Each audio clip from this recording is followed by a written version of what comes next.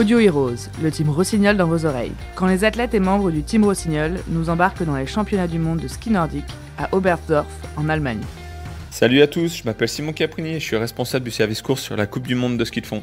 On est ici à Oberstdorf et on va essayer de vous expliquer en quoi consiste notre travail pendant la quinzaine qui va venir. En fait, il est très simple, l'objectif c'est d'apporter le meilleur service aux équipes et aux athlètes.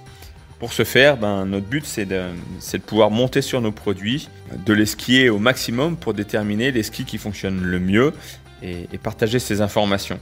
Dans un deuxième temps, on va essayer d'aller sur les skis avec les athlètes et les techniciens pour comprendre ce qu'ils recherchent et donc trouver le matériel qui correspond à leurs besoins. Et évidemment, l'objectif ultime, c'est de trouver la perle qui va faire la différence sur la neige.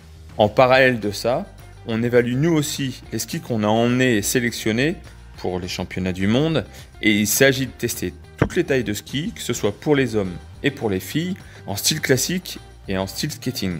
Une fois ce travail terminé, on intègre nos meilleures paires pour nos meilleurs athlètes en espérant que ça leur donne un petit coup de pouce. C'est d'ailleurs ce qui s'est passé sur la première étape lors du sprint où on a notre Suédoise Jonas Sundling qui est devenue championne du monde avec un ski qu'on lui avait donné la veille. Dans un deuxième temps, quand la course elle est lancée, en fait, on devient le premier supporter de nos athlètes. On est vachement en stress et finalement la nation ou la couleur de la combinaison, pour nous, elle nous importe peu.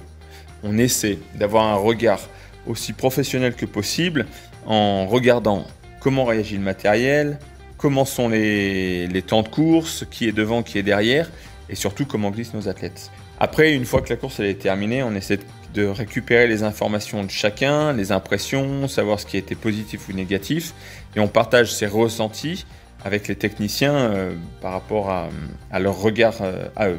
Après, le soir, quand on rentre, on fait un débrief en interne, on essaie de voir comment on peut améliorer les jours suivants et on envoie et on partage évidemment toutes les informations à l'ensemble des personnes qui sont impliquées, notamment la cellule de développement avec qui on est étroitement lié. C'est aussi une partie de notre travail qui est important à ce niveau-là, c'est qu'on arrive aussi sur ces championnats du monde avec des produits qui sont en cours de développement pour les années futures et on essaie de faire des validations.